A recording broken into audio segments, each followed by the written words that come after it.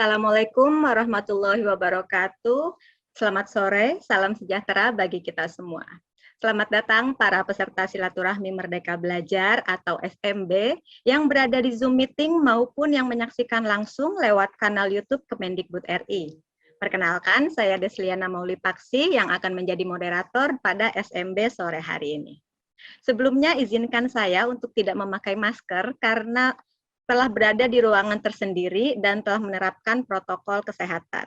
Tak lupa saya anjurkan juga kepada sahabat Dikbud untuk selalu menerapkan protokol kesehatan agar selalu sehat di masa pandemi ini. Baiklah sahabat Dikbud, selama acara berlangsung, peserta diimbau untuk menjaga tata tertib dan sopan santun, serta tidak perlu menyampaikan kehadiran pada kolom chat. Tautan atau link daftar hadir untuk mendapatkan sertifikat akan diberikan panitia saat acara berlangsung melalui kolom chat.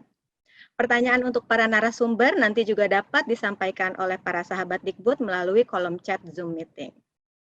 Nah, sahabat Dikbud yang berbahagia, tema diskusi kita hari ini adalah tentang penerimaan peserta didik baru atau PPDB. Kita akan mengangkat tema mengenai peningkatan akses layanan pendidikan yang berkeadilan.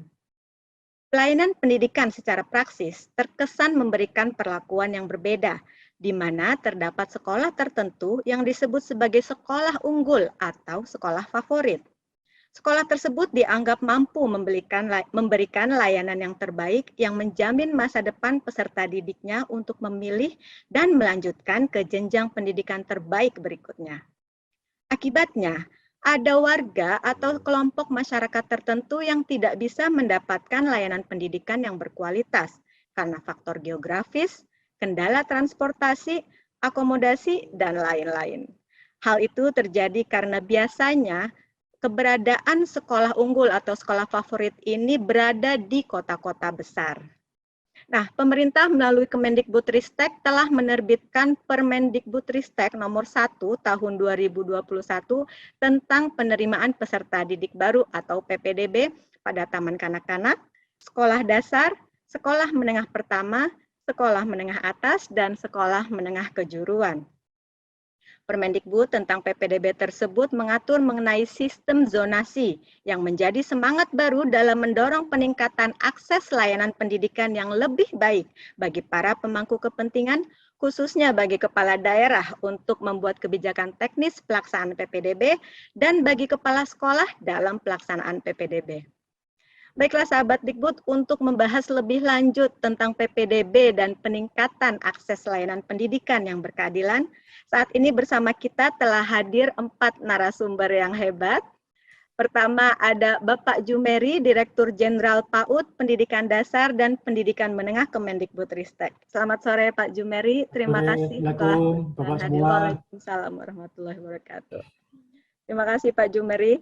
Lalu narasumber kita selanjutnya ada Direktur Sinkronisasi Urusan Pemerintah Daerah atau SUPD 4, Bina Pembangunan Daerah dari Kementerian Dalam Negeri, yaitu Ibu Zanaria. Selamat sore Ibu Zanaria. Selamat sore. Alhamdulillah, terima kasih Ibu telah berkenan hadir Ibu. Lalu selanjutnya dari Kota Malang, telah hadir bersama kita Kepala Dinas Pendidikan Kota Malang, Bapak Suwarjana. Selamat sore Bapak Suwarjana. Selamat sore Ibu dan semuanya. Selamat sore, terima kasih Bapak Suwarjana telah berkenan hadir juga. Lalu yang terakhir ada Kepala Dinas Pendidikan Provinsi DKI Jakarta, Ibu Nahdiana. Selamat sore Ibu Nahdiana. Selamat sore Bu Lian dan semuanya. Assalamualaikum. Waalaikumsalam. Terima kasih Bu Nahdiana telah berkesempatan hadir juga. Baiklah sahabat Dikbud, sudah hadir 4 narasumber kita di sore hari ini. Sekarang kita akan langsung masuk ke sesi diskusi. Saya sekarang beralih ke Bapak Suwarjana, Kepala Dinas Pendidikan Kota Malang. Selamat sore Pak Suwarjana. Selamat sore Mbak Rian. Izin Pak, pertanyaan pertama ini Pak. Apa saja tantangan dalam pelaksanaan PPDB tahun lalu dan bagaimana Dinas Pendidikan Kota Malang mengatasinya? Silakan Bapak. Terima kasih Mbak dan peserta yang lain. Yang jelas, jujur mulai tahun 2021 saat saya masuk di Dikbud, itu sudah kami tata. Kami berkaca di tahun 2020, di mana di 2020 itu banyak masyarakat yang protes, banyak masyarakat yang demo ke kantor, ke sekolah SMP.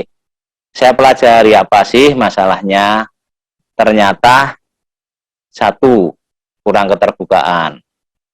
Kedua kalinya, nyun sewu, sebelumnya mohon maaf, masyarakat dibingungkan dengan jalur zonasi yang saat itu memakai jaraknya adalah memakai map. Akhirnya kami rubah di tahun 2021 memakai titik koordinat. Kemudian yang berikutnya adalah kaitannya bahwa nyun sewu, waktu pelaksanaan dibarengkan antara SD, SMP, TK di semua jalur. Akhirnya mulai 2021 kami rubah satu, ya kami petani satu persatu pakai koordinat. Pelaksanaan antara SD, SMP juga tidak bareng. Kenapa? Karena biar masyarakat tidak bingung dikala ada putra-putrinya, ada yang mau masuk SD, ada yang mau masuk TK, ada yang mau masuk SMP, karena tidak menutup kemungkinan akan terjadi itu. Nah, kemudian juga yang berikutnya, dulu kan operator hanya ada di saat pendaftaran SD hanya ada di SD, di saat pendaftaran SMP hanya ada di SMP. Sekarang biar tidak menumpuk masyarakat atau calon pendaftar, walaupun jujur pendaftaran kami sudah pakai online, tapi masyarakat kan masih percaya datang ke sekolah, kan masyarakat kita. Akhirnya kami evaluasi juga bahwa wah ini biar tidak terjadi penumpukan, ya akhirnya kami buat di saat pendaftaran SMP, operator SD itu aktif dan buka di SD. Operator SMP juga iya. Karena akan membantu di SD, pikiran kami, satu SD itu maksimal katakanlah sekolah yang difavoritkan 150 lulusan kelas 6-nya. Oh, setiap hari 150 itu cukup di SD itu. Tapi lain kalau kami hanya ada 30 SMP negeri, ada 195 SD negeri, dan ada 78 SD swasta, belum yang MI. Pasti kalau kami bagi di 30 SMP akan menumpuk. Akhirnya kami sebar di SD, dan itu sangat jitu atau sangat membantu sekali. Makanya jujur kami sudah tidak ada masalah di tahun 2021 itu. Itu, Mbak. Baik, luar biasa Pak. Berarti dari evaluasi tersebut menghasilkan solusi ya Pak ya untuk Betul. perbaikan di tahun 2021 ya Pak? Iya. Alhamdulillah. Baik, Mbak. Alhamdulillah. Berarti Pak, untuk tahun 2022 ini Pak, berarti antisipasi apa saja Pak yang dilakukan oleh Dinas Pendidikan Kota Malang untuk pelaksanaan PPDB nanti Pak? Ya, di tahun 2022 ini kebetulan kami hari ini sudah terakhir di semua jalur, Mbak. Besok sudah pengumuman, dan sudah selesai besok SMP. Jadi itu dimulainya kapan Pak kemarin PPDB-nya? Yang jelas mulai tanggal 30 Mei sampai 1 Juni 3 hari itu kami mengadakan pendaftaran untuk TK, karena kami punya TK negeri jadi harus kami atur. Kemudian online semua, kemudian juga ada yang di tanggal 30 Mei sampai 1 Juni itu untuk pendaftaran SD. Ya. Kemudian juga untuk pendaftaran SMP yang jalur afirmasi, mutasi, dan prestasi lomba. Ya, karena prestasi kami bagi dua, lomba dan rapot di kami. Pengumuman di hari Jumatnya di tanggal 3-nya pengumuman. Kemudian untuk jalur berikutnya, yaitu jalur prestasi rapot untuk SMP, kami adakan di tanggal 6 sampai 8 Juni, pengumumannya ada di tanggal 10 Juni. Kemudian tanggal 13 sampai 15 Juni kami adakan pendaftaran yang jalur zonasi. Yang jalur zonasi. Pengumumannya besok di tanggal 17. Jadi hari ini sudah kami tutup sistem, dan sistem kami adalah keterbukaan. Kemudian mohon maaf, apa yang disampaikan oleh Pak Jumari, Pak Direktur, insya Allah kami menepati semua aturan yang dibuat oleh kementerian atau direktorat yang nomor 1 2021 ini. Tahun ini pun kami masih pakai itu. Ya. Termasuk Nyun Sewu untuk jalur zonasi SD itu kami bahkan pakai 80%, Pak. Untuk zonasinya SMP itu 50%. Untuk SD afirmasi 15%, mutasi 5%. Untuk SMP prestasi kami bagi dua, untuk yang prestasi lomba 5%, prestasi raport 25%, mutasi 5%. Ya. Prestasi raport kami tidak hanya menggunakan raport. Jadi nilai rata-rata raport kelas 4, 5, 6 semester 1 sampai semester 1 lah namanya, itu kita boboti itu 30%. Kemudian kita tambah dengan 70% dari nilai ujian kemampuan daerah, kompetensi daerah atau UKD untuk anak-anak kelas 6 dan SD kelas 6 dan MI. Mungkin ada ya daerah yang lain pakai akreditasi. Jadi kalikan dengan akreditasi. Nyun Sewu, menurut kami akreditasi tidak fair. Kenapa? Contoh di Kota Malang, sekolah yang Nyun Sewu dilihat dari kasat mata itu bagus, itu akreditasinya akan sama dengan sekolah Nyun Sewu yang ada di pinggir sungai, yang mungkin dari segi lokasi, dari segi luasan dan sebagainya. Nah, untuk itu makanya yang kita pakai pengalian adalah kemampuan anak itu sendiri biar agak fair. Itu yang membedakan tahun ini dengan tahun kemarin. Kalau tahun kemarin kami masih nilai raport kami kalikan dengan indeks sekolah. Ternyata indeks sekolah juga ada masukan dari masyarakat, protes masyarakat, akhirnya kami ubah sudah. Ini adalah kemampuan anak Anda, putra Anda ya. Monggo kalau mau diprotes. Mungkin itu, Mbak. Baik, terima kasih Bapak, luar biasa. Berarti tadi di Kota Malang PPDB-nya sudah selesai Pak ya, tinggal di Alhamdulillah 17 Juni untuk dan aman. Dan aman. Alhamdulillah. Baik, 1 bulan penuh kami. 1 bulan penuh kemarin Pak. Ya, Bagaimana dampak penerapan aturan PPDB yang ditetapkan pemerintah di wilayah Kota Malang? Apa saja dampak atau manfaat yang sudah dirasakan oleh masyarakat? Silakan Pak. Ya, yang jelas masyarakat sekarang merasakan bahwa tidak ada perbatasan. Mohon maaf, masyarakat yang di sisi perekonomiannya kurang beruntung, mereka juga bisa menikmati sekolah yang difavoritkan masyarakat. Karena, mohon maaf, ada 50% jalur zonasi dan 15% jalur afirmasi. Itu yang mereka sangat berterima kasih, makanya mohon maaf, kami dari pemerintah Kota Malang berprinsip bahwa kalau dulu kan masyarakat yang mendekati lembaga pendidikan, sekarang kewajiban pemerintah daerah yang mendekati masyarakat agar mendapatkan akses pendidikan yang bermutu dan yang diinginkan. Di tahun 2021 kemarin kami menambah 3 SMP baru di SMP 28, 29, dan 30, di mana yang kami adakan di situ, yang kami buka di wilayah yang memang padat penduduk, belum ada lembaga SMP negerinya.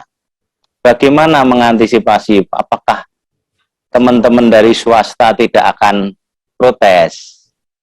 Ya, kami ajak duduk bareng untuk meningkatkan mutunya, karena prinsip masyarakat kita sudah cerdas. Kalau kita memberi pendidikan yang layak, yang bagus, pasti masyarakat akan mengejar. Tadi disampaikan bahwa swasta pasti bayar. Kami alhamdulillah dana Bosda insya Allah sudah cukup, walaupun di sekolah swasta, untuk membiayai masing-masing. Kemudian juga di samping itu ada bantuan-bantuan siswa miskin itu ada, mohon maaf yang kurang beruntung ya, tidak miskin. Itu kami ada bantuan seragam, kemudian peralatan sekolah, sepatu, dan sebagainya. Di samping juga ada, mohon maaf, ini ya transportasi gratis di sekolah, elep sekolah yang masuk di gang-gang. Kemudian ada beasiswa untuk prasejahtera dengan nilai yang sudah kita tentukan. Bahkan kami di SMA juga memberi beasiswa, walaupun kami tidak menangani SMA. Kemudian termasuk kami juga pemerintah daerah Kota Malang memberi beasiswa kepada penduduk Kota Malang yang kuliah dengan IP tertentu, itu kami biayai gratis. Itu, Ibu. Dan alhamdulillah sangat mengena dengan adanya zonasi, dengan adanya yang tadi kami tentukan yang berdasarkan Permendikbud nomor 1 2021 ini sangat membuat lega bagi kami. Mohon maaf, mungkin tadi disampaikan oleh Pak Jumeri, memang benar di sana sini juga masih ada ya tekanan-tekanan ya Bapak ya. Tapi dengan berdasarkan aturan itu, kami akan lebih lega. Kami menjawabnya tekanan-tekanan itu akan lebih apa ya, lebih lugas dan lebih gagah kata orang Jawa gitu. Itu Mbak. Baik, Mungkin terima itu. kasih. Ya, terima kasih Pak Suwarjana. Berarti luar biasa ya, dampak penerapan PPDB tadi untuk di Kota Malang bisa membuka 3 SMP baru Pak ya, dan itu di daerah yang padat penduduk dan belum punya SMP negeri. Dan sekarang ini kan hari ini terakhir ya Mbak ya, yang kami buka di 3 tempat itu rata-rata jarak terjauh zonasi 50% dari kota.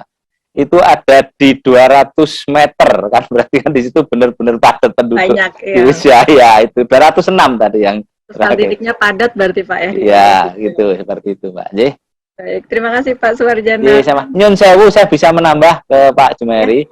Mungkin kaitannya dengan Permendikbud 1 2021 itu yang kami agak sedikit ada kendala, terkadang kaitannya dengan jalur mutasi, ya, atau permintaan orang tua ya. Memang di Permendikbud kan tidak dijelaskan bahwa mutasi aja, mutasi dari, mohon maaf, dari CV kan juga perusahaan, itu kan juga boleh akhirnya dipermainkan oleh masyarakat. Makanya kami turunkan aturan itu di Kota Malang.